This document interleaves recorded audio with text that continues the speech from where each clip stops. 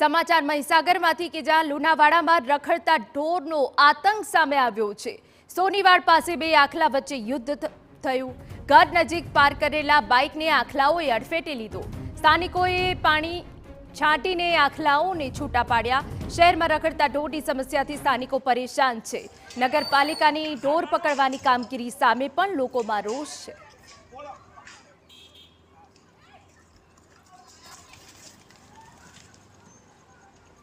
તો શહેરમાં રખડતા ઢોરના કારણે વારંવાર સ્થાનિકો પરેશાની ભોગવી રહ્યા છે।